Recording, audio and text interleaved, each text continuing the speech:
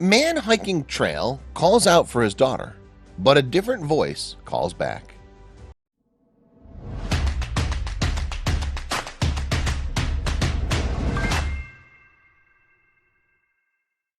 To avoid tragedy on the hiking trail, follow this simple rule.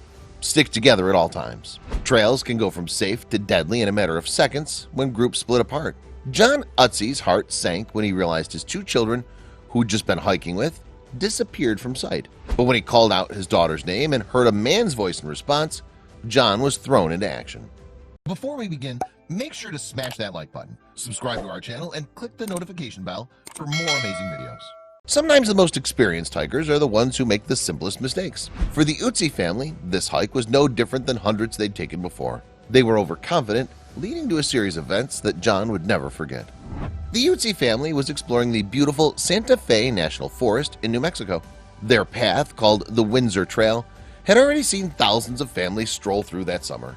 However, there was one part of the trail hikers were cautioned to avoid: the highest peak. Towering above the Utsey family was the trail's high point of 11,000 feet, the length of over 36 football fields.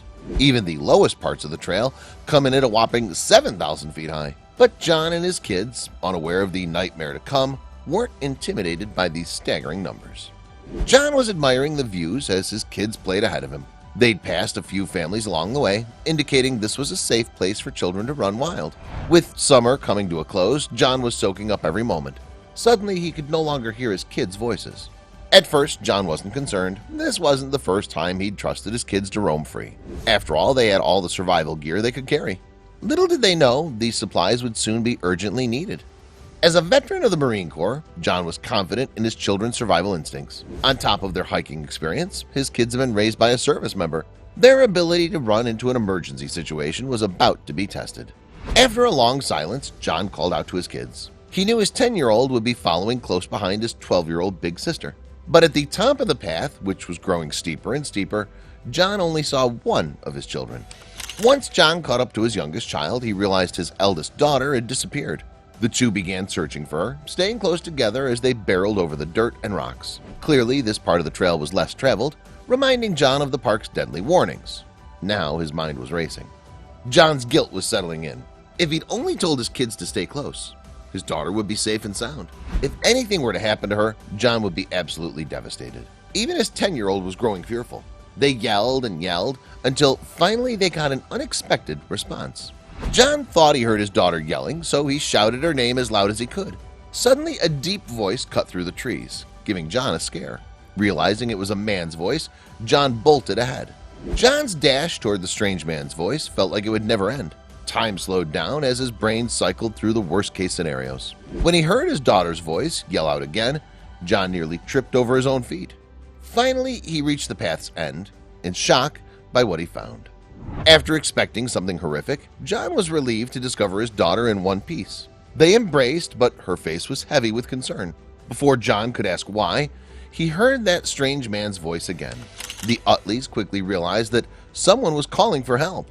Suddenly, John shifted into Marine mode. After rounding up his children, the family set off to find the source of the mysterious voice calling for assistance. Together, they did a call and response, taking them further and further from the trail. Without phone service, the Utleys were this man's only hope. About 20 minutes of shouting, John and his children stumbled upon a clearing. They'd climbed down 600 yards of a steep trail leading them to a creek. That's where John spotted a silhouette near the water. Once the Utleys approached, John realized it might be too late. He was lying beside a creek. John told KRQE News he couldn't stand, he couldn't move, he was delirious, so he wasn't making much sense.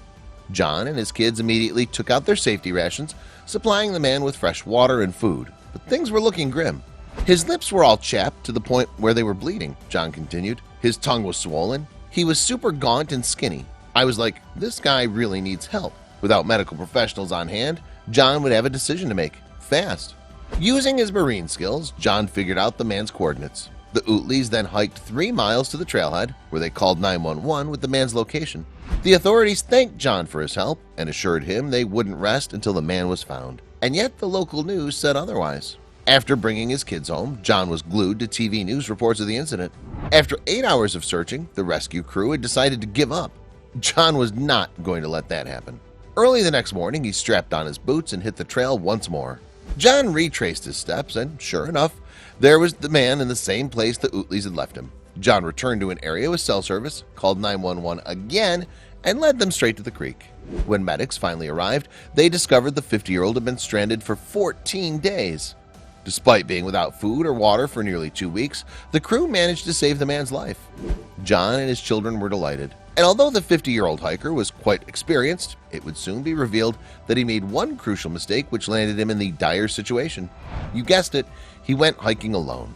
Groups only, folks. Brad Parker, shown here on the right, learned this the hard way after going for a solo climb to celebrate proposing to his longtime girlfriend. Unfortunately, Brad would face far graver consequences than the man in New Mexico ever did. If you ask Brad Parker's closest friends about him, they would all sing similar praises. He had a gift with people. He was one of those gems everyone just gravitated to.